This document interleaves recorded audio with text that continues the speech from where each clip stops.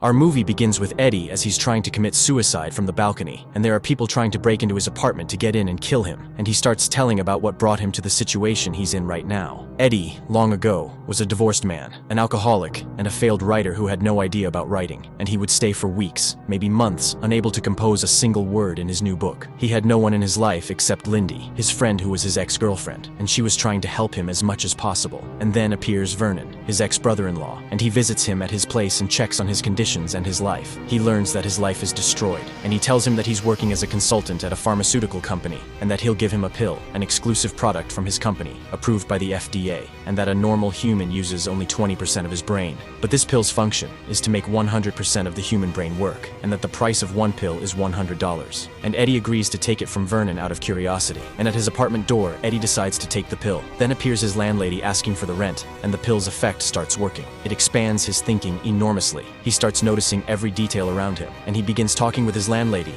and finds out she's in law school from the name of a book in her bag that he had seen 12 years ago in college. And he uses how he remembered such a simple thing, and he starts talking with his landlady about law school and about the greatest authors of law books, and she is astonished and impressed by Eddie, and she agrees that he helps her. Within 45 minutes, he had written an entire article for her, which she was very impressed with. He leaves and enters his apartment and reflects on how he's living in a place like this, and he begins to clean, tidy, wash. His mind is crystal clear and capable of focusing on more than one thing at once, and he tries to continue writing his book that he hadn't written a word in. After a while, he goes to sleep and wakes up the next day back to his normal self, unable to do anything as usual. He takes what he wrote and goes to present it to his editor-in-chief at the publishing house, who had lost hope that he could write anything. Eddie offers her to read just 2 or 3 pages, and says if she doesn't like it, he'll return the advance payment he had taken. As soon as he gets home, he finds a message from the editor saying she had read more than 40 pages, and she's still reading, and the book is amazing. Eddie decides to run to Vernon for another pill to take from him. He finds Vernon beaten up and in bad shape, and Vernon tells him that the pill was actually made in a lab, and the claim that it was legal and authorized was all a lie. But Eddie still asks for it and says, "I need it to finish my book." Vernon agrees to give him the pill in exchange for Eddie going down to get his suit and breakfast, because he's in no condition to go out. Eddie goes to get the stuff and returns to find the door open. He enters to find the apartment turned upside down and Vernon murdered. Eddie decides to search for the pills before the police arrive because he knows Vernon well and knows he doesn't cook, so he thinks to search the oven for the pills. And indeed he succeeds and finds the pills and money, and also finds a notebook of the numbers of the clients who buy pills from Vernon. He takes them. The police come, question him, take his number, and release him. Eddie begins with a new personality. He takes care of himself, wears new clothes, and starts dividing the pills, 1 pill a day. With the help of the pills, he finishes an entire book in 4 days. But he decides he wants to earn more money than the money from writing books, which isn't worth it, so he turns to the stock market. Within 4 days, he multiplies his money 5 times, but he needs more money to earn more, and because the bank can't give him money and asks for guarantees, he turns to Kennedy, who lends him money at high interest. He actually borrows $100,000 and uses it in the stock exchange, which he learned from his friend Kevin, who also works in the stock market. He works at a temporary trading company, and within a week, his stock account holds more than $2 million. This made him famous quickly in the stock market field, and job offers and TV interviews poured on him, and all the news started talking about him. He was able to return to his girlfriend Lindy until something happened that he had been waiting for, meeting the biggest figure in the stock market, the genius Carl. But he notices someone is following him at most times. Eddie meets Mr. Carl and starts explaining to him his way of thinking and working, and that he has a unique algorithmic method, which was the reason for his success in the stock market. Mr. Carl offers to take him home, and during the ride gives him a file about 2 of the largest energy companies, and asks him to review them and tell him his opinion. As soon as he reaches home, Eddie finishes analyzing the file and tells him it's impossible to control the energy market without controlling these 2 companies, or at least controlling the bigger one, which would make him lose the second one. Carl likes his analytical method, and they agree to meet again to continue the conversation. Eddie goes out for a walk, but suddenly finds himself having skipped a big mental period. He passed more than 20 buildings without realizing it and continued walking. His mind keeps skipping longer and longer intervals until finally he stops and finds he doesn't remember the last 18 hours of his life. All he remembers is that he spent a night with a woman he met at a hotel, nothing else. For the first time, he tries to live without the pill's effect because of the side effects he had recently. He tries to review the energy company's files, but fails and goes to meet Carl without the pill, completely unfocused and unprepared about the energy companies. He hears news of a model murdered in a hotel and sees her picture, realizing she's the one he spent the night with at the hotel, but he can't remember what happened after that. He can't complete the meeting with Carl and runs home. He finds a message from Melissa, his ex-wife, warning him if he had taken anything from Vernon before his murder, he He asks her to meet urgently, and she agrees. After hanging up,